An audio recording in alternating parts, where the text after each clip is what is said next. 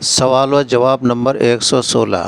حضرت مفتی صاحب، میرا سوال یہ ہے کہ میراث کے حقدار ورثاء اور دیت خاندان پر کیوں ہوتی ہے، جبکہ ضابطہ یہ ہے کہ الغنم بالغرم، یعنی جو تاوان بھرے وہی فائدہ اٹھائے۔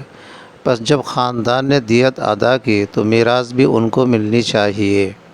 جواب: وراثت کا مدار اور بنیاد تعاون، تناصر اور ہمدردی پر ہے، اور خاندان کے لوگ ہی ایک دوسرے کے نفع ضرر کو اپنا نفع ضرر سمجھتے ہیں اور ایک دوسرے کی ہر طرح مدد کرتے ہیں، اس لیے وہی لوگ ایک دوسرے کے وارث ہوں گے۔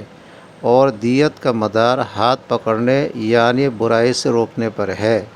بس جو لوگ گناہ کرنے والے کا ہاتھ پکڑ سکتے ہیں، اگر وہی گناہ سے نہیں روکیں گے تو سزا بھگتیں گے، اور وہ سزا دیت ہے قبیلہ کے عاقلہ یعنی عصبات مذکر پر۔ شکریہ، خدا حافظ۔